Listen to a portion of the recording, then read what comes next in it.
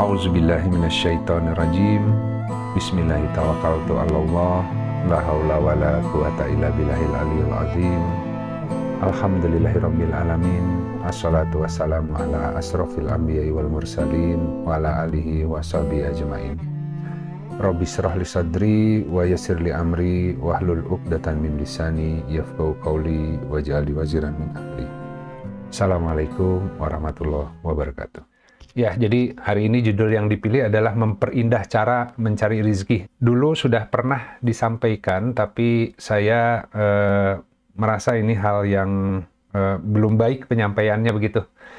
Karena selain sahabat-sahabat, saya pun termasuk orang yang terus belajar bagaimana cara memperindah diri ya, agar kemudian kita punya adab di dalam menghadap kepada Allah ya. Kita akan buka dari sebuah hadis riwayat Ibnu Majah dari Jabir bin Abdullah. Ia berkata, Rasulullah Shallallahu Alaihi Wasallam bersabda, "Wahai manusia, bertakwalah kepada Allah dan perindahlah cara dalam mencari rizki. Karena sesungguhnya tidaklah seseorang akan mati hingga disempurnakan rizkinya meskipun lambat atau tersendat-sendat datangnya. Gitu. Maka bertakwalah kepada Allah dan perindahlah cara dalam mencari rizki. Ambillah yang halal dan tinggalkan yang haram." Jadi ini dari penjelasan kitab At-Tanwir Ibnu Athaillah dijelaskan terkait apa sih makna memperindah cara mencari rizki gitu. Nah, ini ada 10 bentuk memperindah cara mencari rizki gitu ya. Kita akan coba lihat secara ringkas satu persatu ya, dan semoga kita bisa cukup relevan ya dengan keadaan masing-masing gitu. Apakah kita sudah indah cara mencari rizkinya ya, atau masih tadi ya minta rizki kepada Allah tapi adabnya masih salah begitu. Jadi yang pertama adalah tidak lalai terhadap Allah ya, karena terlalu fokus atau tenggelam dalam usaha mencari rizki gitu. Jadi manusia itu seringkali di dalam upaya sehari-hari tenggelam dalam upaya mencari nafkah, mencari kehidupan, mencari rizki, tapi lupa terhadap Allahnya sendiri gitu. Sementara di Al-Quran, nanti kita akan simak ayat-ayatnya belakangan, Allah sudah banyak melakukan penjaminan. Nah, tapi seakan-akan rizki itu nggak terkait dengan Allah gitu. Seakan-akan rizki Allah gitu kan ya. Yang pertama, cara memperindah adalah dipastikan kita tidak lalai terhadap Allahnya karena terlalu fokus atau tenggelam dalam usaha mencari rizki. Karena rizki itu dari Allah. Kalau Allahnya dapat, rizkinya dapat gitu. Kalau kejar-kejar rizki tapi sama Allahnya tidak diberikan, maka tidak akan diperoleh. Nah, kemudian yang kedua, mencarinya kepada Allah tanpa menetapkan batasan sebab dan waktunya sendiri. Jadi kadang-kadang kita itu menduga-duga bahwa kayaknya rezeki saya dari jalan ini deh gitu. Saya bikin usaha apa ya yang kira-kira bisa mendatangkan hasil untuk mencukupi kehidupan gitu ya. Jadi kita mencari rezeki itu kepada sarana, dan kadang-kadang sebab dan waktunya kita yang memastikan sendiri. Tapi kan tidak semua orang yang kemudian membuat rencana usaha, kemudian menjalankan untung. Padahal dia sudah punya pengharapan dan bayangan, bahkan target, ini yang saya buat ini dari sini nih, keuntungannya ke depan gitu ya. Ternyata enggak. Nah, jadi jangan lupa bahwa mencarinya harus ke Allah. Sebab dan waktunya, ya kita ikhtiar, tapi kita nggak bisa memastikan apakah semua usaha yang kita lakukan dari sana masuknya. Kadang-kadang ada yang tak terduga malah datangnya rizki gitu ya. Bahkan kalau di Al-Quran, barang siapa yang bertakwa, Allah berikan jalan keluar dan rizki dari arah yang tak terduga. Jadi nggak selalu sesuai dugaan manusia. Nah, kemudian yang ketiga, menjadikan yang diinginkan atau dibutuhkan sebagai sarana untuk munajat, bukan sebagai tujuan. Ini yang jadi problem di kita setiap orang. Kadang-kadang kalau kita minta, kita ada keinginan atau kebutuhan, kita berdoa, kita minta kepada Allah, ketika dikasih, udah selesai berdoanya. Jadi justru yang penting itu munajat ke Allahnya. Tapi kan kalau Allah kasih, Allah tahu siapa nih di antara hamba yang kalau dikasih yang dia minta, berhenti berdoanya gitu. Jadi malah nggak dikasih-kasih. Karena sebenarnya Allah rindu dengan teriakan hamba, gitu kan ya. Nah, jadi kita harus memastikan agar Allah berikan justru jangan pengabulannya itu yang menjadi tujuan, tapi munajatnya. Jadi kalau misalkan, dan Allah nggak bisa dibohongin. Ya orang ini ada kebutuhan, dia minta, kalau aku kasih, dia nggak akan lupa, dia akan terus berdialog, dikasih malah. Kemudian yang keempat, kita memang berikhtiar secara sungguh-sungguh dengan kesadaran, ya. Jadi ikhtiarnya itu harus dengan kesadaran bahwa jatah rezeki telah ditetapkan dan akan mendatangi. Ya, jadi kalau kita ikhtiar bersungguh-sungguh dengan kesadaran, ya apa yang sudah Allah jatahkan menjadi bagian kita, ditetapkan, itu pasti akan datang. Yang penting ikhtiarnya yang baik. Ya, kalau ikhtiarnya dengan sungguh-sungguh, tapi tanpa kesadaran bahwa semua ada jatah rezekinya, dan yang ditetapkan sudah pasti datang, nah itu nanti repot. Karena ada yang kita sudah ikhtiar, tapi kemudian nggak dapet. Artinya, ya memang bukan jatahnya. Kita ikhtiar, tapi belum tentu yang kita ikhtiari semuanya ada jatahnya. Nah nanti kalau Allah tunjuki, kita itu hanya akan digerakkan kepada ikhtiar yang memang ada jatahnya. Itu yang disebut amal soleh.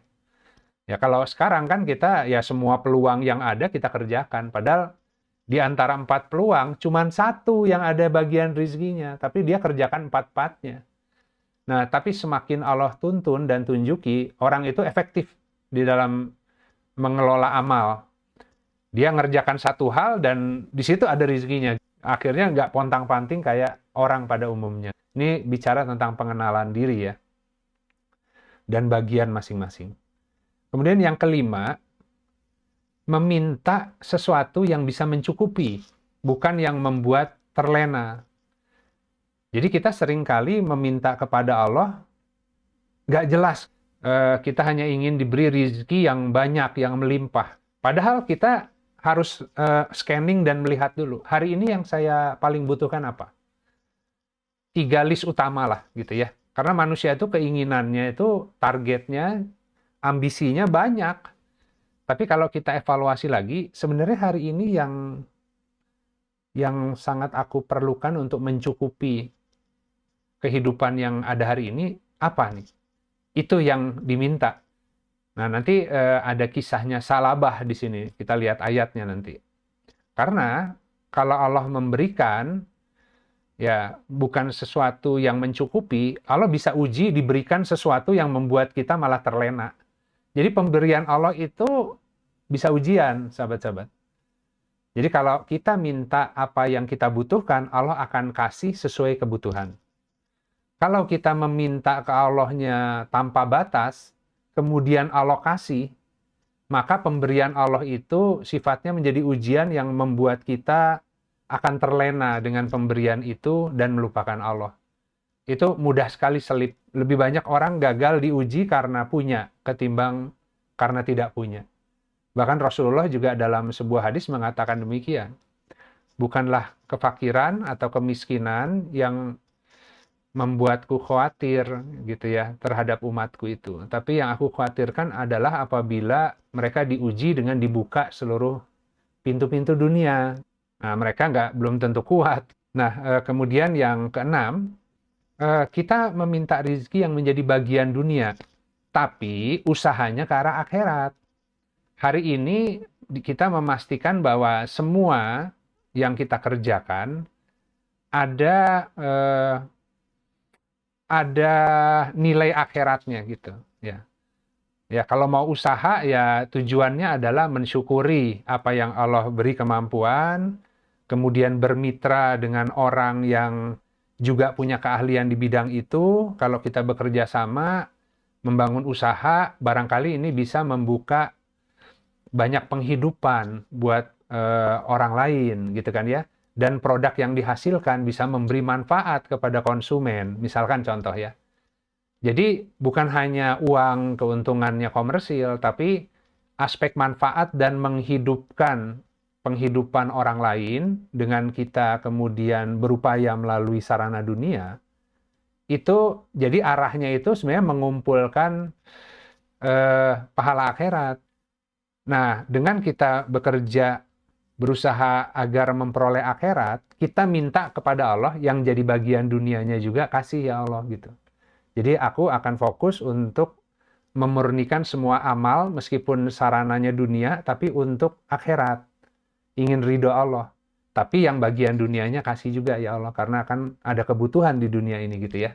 Nah, kebanyakan manusia hanya meminta yang jadi bagian dunia. Makanya dikatakan di Al-Quran, mereka tadi mengharapkan dunia gitu ya. Barang siapa mengharapkan panen di dunia, Allah berikan, tapi tidak ada bagiannya di akhirat.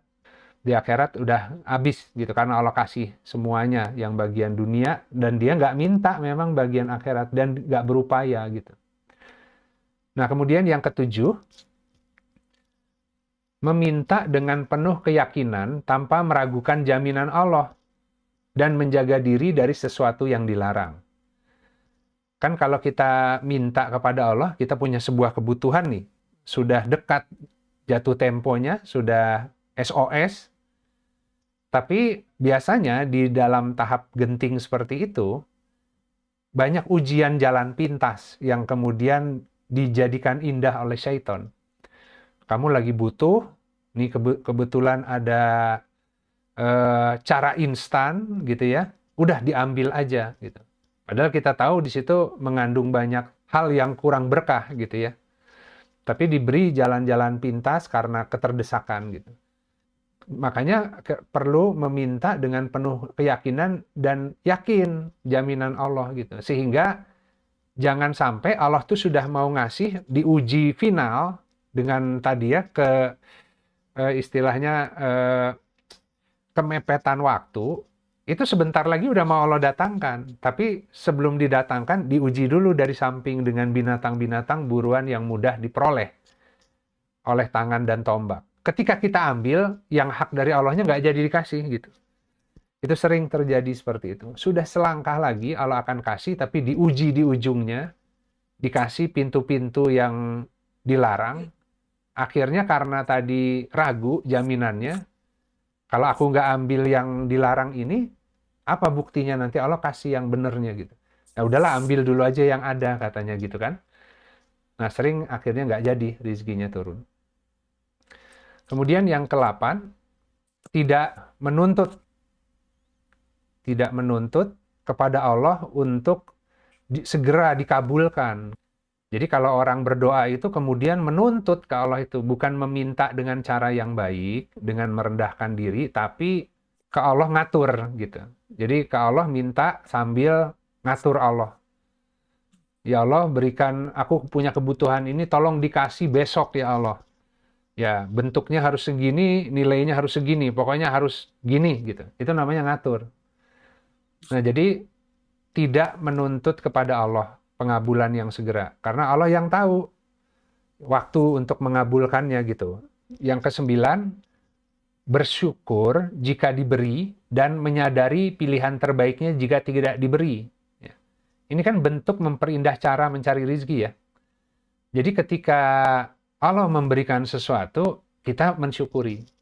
Tapi kalau yang kita inginkan ternyata tidak Allah berikan, maka menyadari bahwa itu adalah pilihan terbaik dari sisi Allah. Allah tahu mana yang baik, mana yang tidak buat kita gitu. Bisa jadi kita menginginkan atau menyukai sesuatu, tapi itu buruk, jadi Allah tahan. Jadi sebenarnya Allah mengijabah untuk memberikan terbaik dengan cara menahan. Nah, ini bentuk cara memperindah cara kehadapan Allah itu. Gitu. Kalau ini semua bisa dilaksanakan, ya itu artinya adabnya baik terhadap Allah gitu. Dan pasti kalau Allah ridho dengan adab itu, Allah akan berikan apa yang dia perlukan. Kemudian yang terakhir, berpegang kepada pembagiannya, bukan pada permintaan kita. punya hutang 10 juta, mohon ke Allah dikasihnya 7 juta. Ada minus 3 juta. Gitu. Nah, nggak boleh kemudian, ya Allah kurang 3 juta nih, gimana 3 jutanya? Enggak. Berarti Allah menyuruh kita memaksimalkan dengan yang 7 juta dulu. Ya, entah kita kemudian minta keringanan kepada yang memberi hutang, ya, atau yang sisanya kita tawakal sambil mencari jalan yang Allah mudahkan dari yang lain, gitu ya. Karena di situ ada pembelajaran, ya.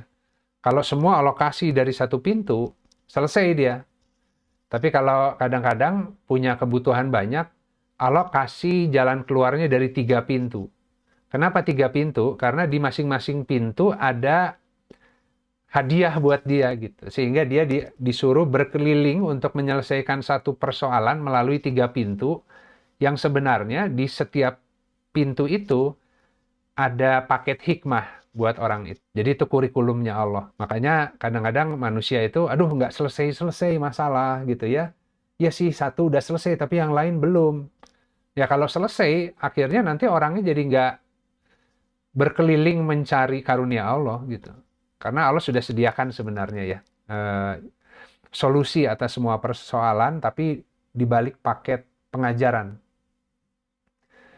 Nah itu 10 hal, sahabat-sahabat, bagaimana bentuk memperindah cara mencari rezeki. Jadi bukan bisnis plan-nya yang diperbaiki, investornya yang ditambah modalnya, bukan itu maksudnya. Jadi ini semuanya itu penghadapan kepada Allah, karena rezeki itu milik Allah.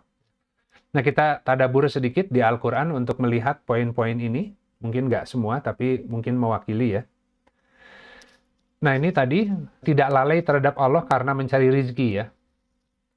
Jadi di Quran Surat Al-Ahzab, ayat 44, A'udzubillahiminasyaitonirrojim, Bismillahirrahmanirrahim. Allah tidak menjadikan bagi seseorang 2 hati di dalam rongganya gitu. Jadi manusia itu kolbnya atau hatinya hanya 1. Kalau dia menghadapkan hatinya ke dunia, nggak bisa ke Allah gitu. Kalau menghadapkan hatinya ke Allah, nggak bisa ke dunia gitu. Jadi tadi kan ini terkait dengan dia penghadapan hatinya ke akhirat. Ya, dengan dia mengerjakan akhirat, Allah janjikan bagian dunianya Allah kasih juga nanti. Kamu fokus ke akhirat, tapi nggak bisa mengelola dunia dan akhirat di-manage bagi 2, nggak bisa. Gitu. Manusia itu hanya 1 aja gitu. Kalau dia penghadapan hatinya ke Allah, maka dunia akan Allah datangkan semua dalam keadaan tertunduk. Nah ini tadi, kalau manusia itu menghadapkan hatinya dalam upaya mencari rizki, kemudian lalai kepada Allah, maka siang malam yang jadi pikirannya, yang jadi keresahannya, tentang bagaimana memenuhi rizki, sambil lupa.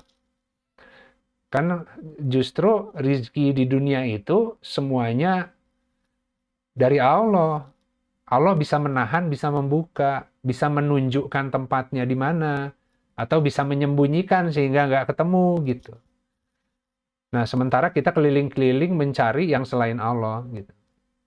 Jadi dikatakan, ya disebut di dalam ayat ini, Allah tidak menjadikan bagi seseorang 2 hati dalam rongganya. Ya, jadi fokus ke akhirat, fokus ke Allah, ya. Nanti semua Allah datangkan dunianya gitu. Nah kemudian di Quran Surat Hud ayat 6, dan tidak ada satupun makhluk yang bergerak di bumi, kecuali atas Allah jaminan rizkinya. Dan dia mengetahui tempat kediamannya dan tempat penyimpanannya. Semua tertulis dalam kitab yang nyata atau Lauh Mahfuz. Jadi sudah punya depositonya manusia itu. Ketika lahir Allah sudah simpan deposit rizkinya di tempat-tempat di bumi. Jadi rizkinya udah nggak di langit. Manusia itu kalau sudah hadir ke bumi, rizkinya sudah Allah turunkan bersama dengan orang itu turun ke bumi. Ditaruh di tempat yang berbeda-beda gitu. Nah, orang itu agar bisa ketemu depositonya, itu harus, yaitu tadi ditunjuki oleh Allah. Kan Dan dia atau Allah yang mengetahui tempat kediamannya. Semua itu atas jaminan Allah. Tapi Allah yang mengetahui tempat nyimpennya di mana gitu.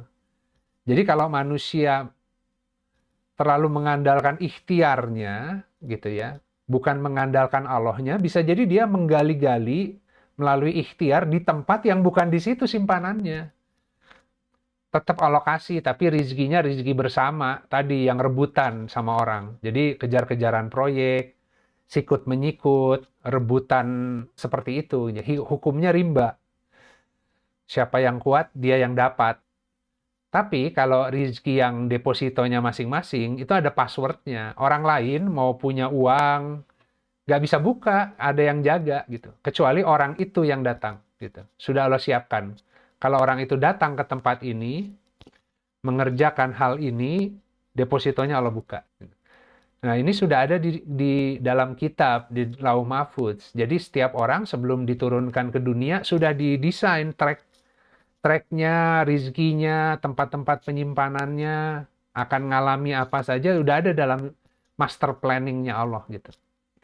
Nah, sebenarnya dia tinggal mengikuti petunjuk untuk bisa menapaki sesuai master plan yang Allah sudah sediakan. Nanti kalau anak sekolah, Allah sudah sediakan rizkinya dari sini gitu. Tapi karena nggak takwa, nggak kebaca signal itu. Jadi dia nyari dari tempat-tempat lain gitu. Kemudian kita lanjut. Nah ini tadi, mencarinya tetap kepada Allah, bukan kepada asbab atau sebab gitu ya. Di Quran Surat Ali Imran ayat 101, dan bagaimana kamu sampai menjadi kufur padahal ayat-ayat Allah dibacakan kepadamu dan bersamamu ada Rasulnya. Maka barang siapa yang berpegang teguh kepada Allah, sungguh dia benar-benar telah diberi petunjuk kepada jalan yang lurus. Jadi kan berpegang teguh kepada Allah tadi, ya nggak terlalaikan karena mencari rizkinya, tapi ke Allah, minta ke Allah, ya berusaha untuk beramal mengharapkan wajah Allah gitu ya. Jadi semua disandarkannya untuk Allah gitu. Jadi yang berpegang teguh kepada Allah, ya semua janjinya Allah, jaminannya Allah, itu akan dibuka karena akan ditunjuki kepada jalan yang lurus masing-masing, di mana di situ simpanan depositonya melimpah sebenarnya. Kemudian di Quran Surat Al-Isra ayat 80, dan katakanlah Muhammad, ya Tuhanku, masukkanlah aku ke tempat masuk yang benar, dan keluarkan pula aku ke tempat keluar yang benar, dan jadikanlah untukku dari sisimu kekuasaan yang menolong. Jadi masuk keluar urusan itu kita mohon ke Allah agar kalau dari sekian pilihan yang ada, yang mana pintu masuk yang benar gitu, yang mana pintu masuk yang di situ memang bagian hakku untuk menempuhnya gitu, yang di situ ada paket-paket rezekinya yang Allah sudah sediakan. Ya, rizki iman, rizki keyakinan, rizki lahiriah juga, semua, rizki ilmu. Jadi rizki itu bukan hanya uang, materi, tapi rizki pengetahuan, rizki keyakinan, rizki kesabaran, semua ya. Bahkan nanti memasuki jalan itu bertemu pasangan-pasangan urusan, bertemu silaturahmi dengan orang-orang yang Allah kehendaki menjadi bagian dari teman-temannya untuk mengerjakan sebuah urusan gitu ya. Jadi bentuk silaturahminya, pergaulannya, itu kalau melewati jalan yang Allah sediakan, ketemu semua pasangan yang hak, baik manusianya, baik tadi ya, sarana rizkinya, sarana kehidupannya, dan sebagainya. Nah tapi tadi, masukkan ke tempat masuk yang benar, yang sidik gitu. Sidkin gitu ya.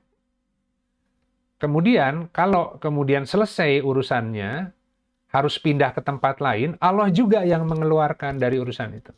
Karena manusia kan kalau sudah ngerjakan satu urusan, dia maunya itu aja terus. Padahal kan bisa jadi hari ini urusan ini yang dikasih sama Allah. Urusan itu udah selesai pembelajarannya, Allah kasih urusan yang baru, supaya dia bergerak untuk mengambil lagi hikmah atau hakikat di balik tadi pintu-pintu yang Allah sudah sediakan. Tapi orang terikat oleh tempat, oleh urusan yang sebelumnya, terikat oleh bentuk. Ya, maunya kalau hari ini bahagia, hidupnya gini aja ya Allah, jangan dirubah. Gitu ya.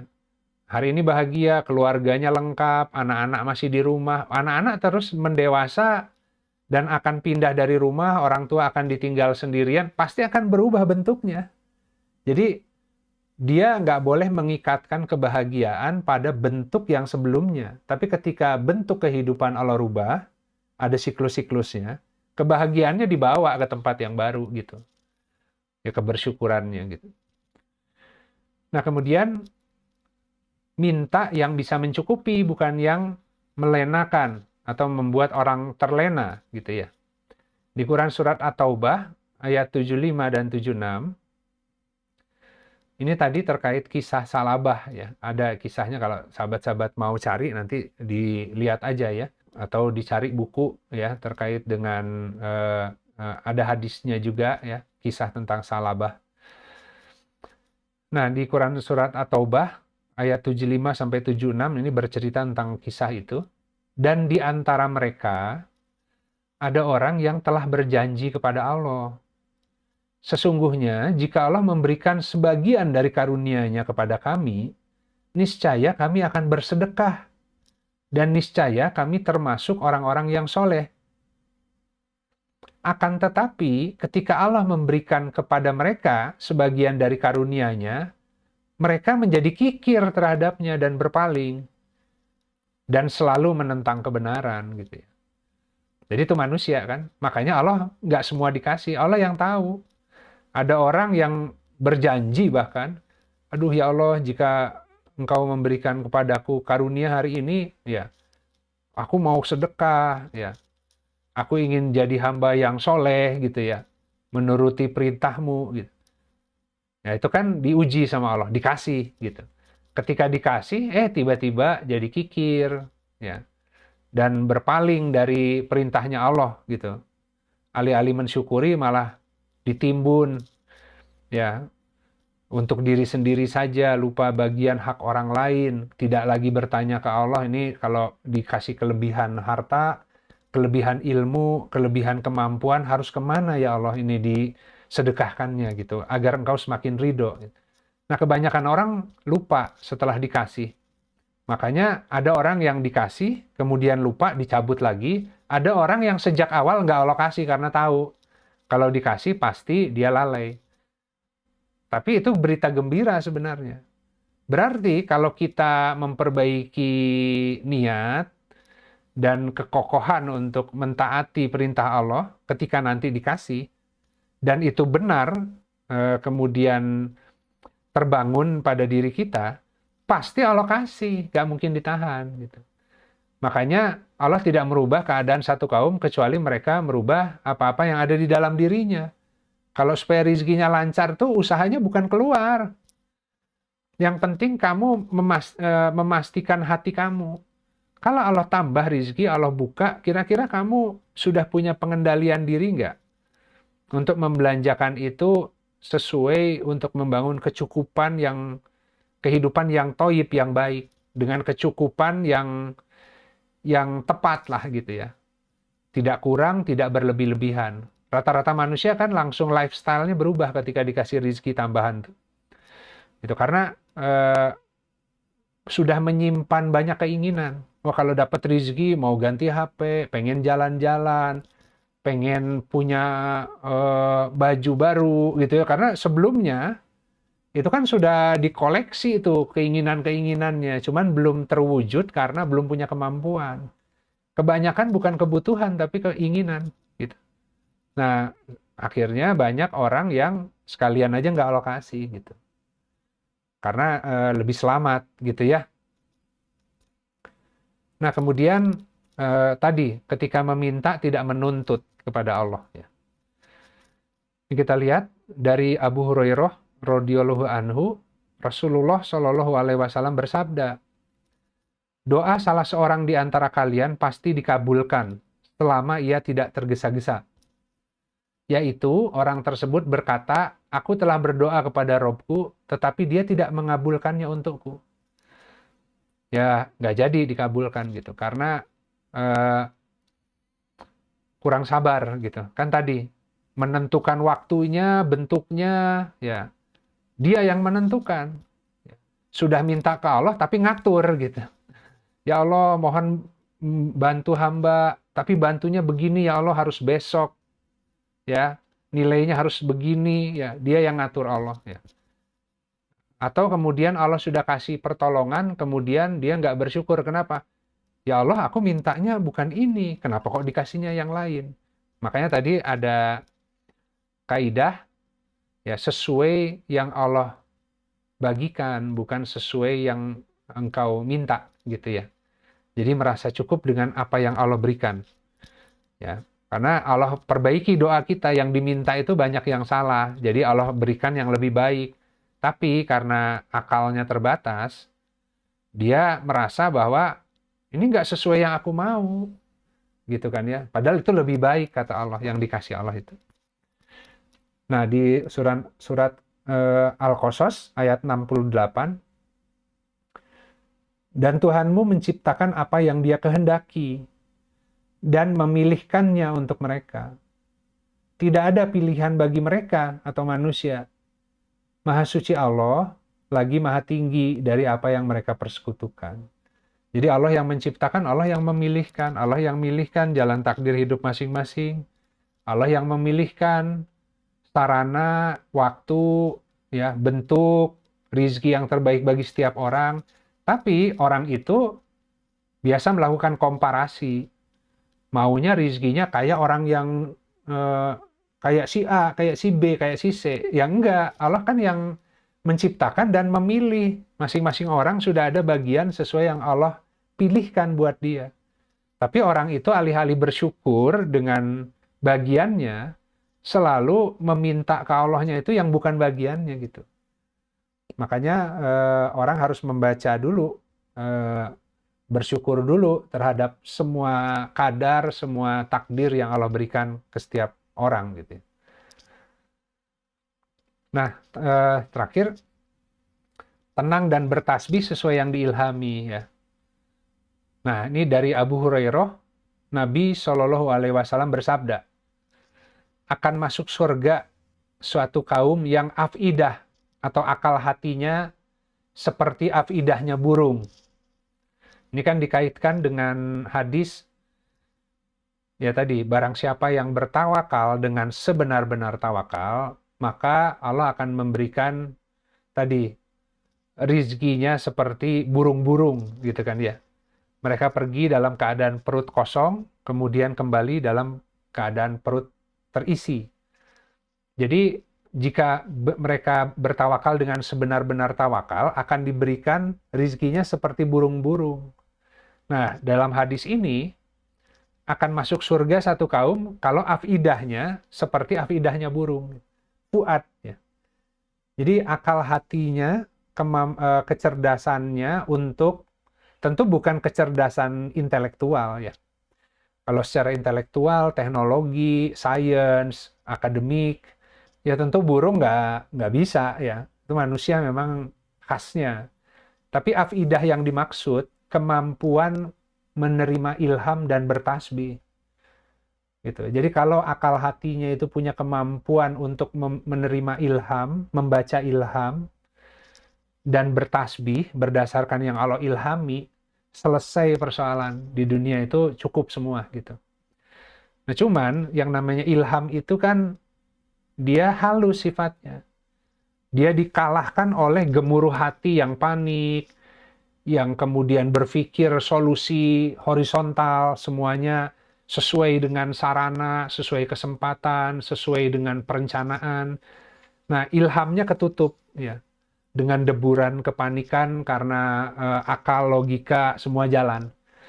Makanya ketika dibacakan ayat-ayat Allah atau Al-Quran, kita itu disuruh tenang, diam, kemudian perhatikan seksama agar memperoleh rahmat. Jadi kalau ditimpa sebuah kejadian, diam dulu, dengarkan dulu. Kenapa Allah izinkan? Kalau Allah izinkan pasti ada maksud. Ya Allah beri hamba kemampuan untuk bisa memahami maksud di balik takdir yang kau berikan, gitu kan ya. Ya agar bisa membaca ilham dan bertasbih. Karena kalau dia berselancar, dia bisa keluar dari keadaan itu, gitu, ke keadaan yang lebih baik. Nah, jadi di Quran Surat An-Nahl ayat 79, tidakkah mereka memperhatikan burung-burung yang dapat terbang dengan mudah di angkasa? Tidak ada yang menahannya selain Allah. Sungguh pada yang demikian itu benar-benar terdapat tanda-tanda bagi orang yang beriman. Jadi mudah terbang di angkasa ya karena diberikan sayap yang sangat fleksibel, bisa merubah posisi ekor, sayap, mengikuti arah angin yang Allah berikan gitu. Dia dengan angin, dengan atmosfer, dengan udara yang ada di langit, itu dia bisa adjust sesuai dengan kondisi di atas gitu, sehingga bisa berselancar dengan mudah. Kan terbangnya tidak selalu mengepakkan sayap, tapi dia hanya fine tuning, mengatur sayapnya mengikuti arah anginnya Allah gitu. Demikian juga ikan di lautan. Kalau teman-teman lihat ikan tercepat yang berenang ya banyak ya di YouTube, atau burung yang sedang berselancar di langit, itu kelihatan tuh cara mereka berselancarnya itu sedikit saja ekornya dirubah, dia arahnya bergerak, bisa pindah. Dia menguasai angin dari Allah gitu ya. Bahkan ikan di laut pun seperti berselancar, seperti berenang tuh, saking cepatnya ya. Ada yang kecepatannya di atas 100 km per jam ya ikan. Ya padahal kan cuman gitu aja bentuknya ikan itu. Kalau manusia punya tangan, punya kaki, bisa mengepak-kepakkan tangan dan kakinya gitu ya, berenang gitu ya. Ikan kan bentuknya ya gitu aja gitu, hanya sirip, tapi berenangnya tuh bisa lebih cepat dari speedboat gitu ya. Nah, jadi tidak ada yang menahannya selain Allah gitu. Mereka diberi kemampuan untuk mengikuti arus ya, karena baik di laut maupun di udara itu ada tadi ya, ada arus, ada tadi ya peredaran udara gitu ya. Mereka diberi penguasaan terhadap elemennya masing-masing. Baik, sekali lagi terima kasih Pak Angger sudah menggantikan Indra untuk host hari ini ya. Ya sahabat-sahabat, ya mohon doanya juga semoga kita semua Allah berikan istiqomah, dan kajian Rabu pun terus diilhami, diinspirasikan untuk membahas kajian-kajian yang sesuai kebutuhannya, khususnya kebutuhan yang mengisinya gitu. Karena sama saja kalau tidak terus dihantam oleh ilmu Al-Quran, dada ini dengan mudah diinfiltrasi lagi oleh syaitan. Jadi saya yang sudah menggelar kajian bertahun-tahun pun kalau nggak rajin menengok Al-Quran, mengkaji, membaca, karena syaitan tuh membuat lupa masalahnya.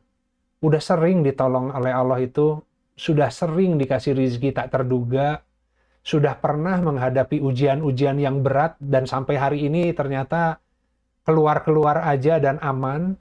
Tapi ketika ada ujian baru, syaitan datang, kita ragu lagi, lupa lagi. Jadi Al-Quran tuh memang nggak boleh dilepas.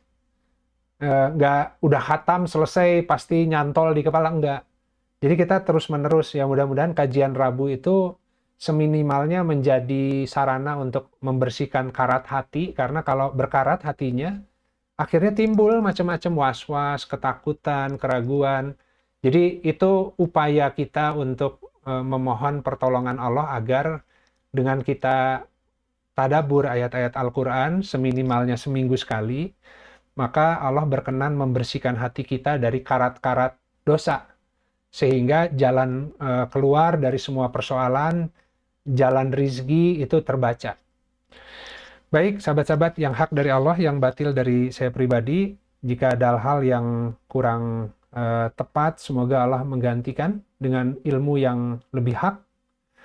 Mari kita sama-sama tutup kajian siang ini dengan beristighfar kepada Allah, dan kita tutup dengan doa kafaratul majlis. Astagfirullahaladzim, alladzi la ilaha illa huwal hayyul qayyum, wa atubu ilaik. Subhanakallahumma rabbana wa bihamdika asyhadu alla ilaha illa anta astaghfiruka wa atubu ilaik. Subhana rabbika rabbil izzati amma yasifun, wassalamun alal mursalin, walhamdulillahi rabbil alamin. Wassalamualaikum warahmatullahi wabarakatuh.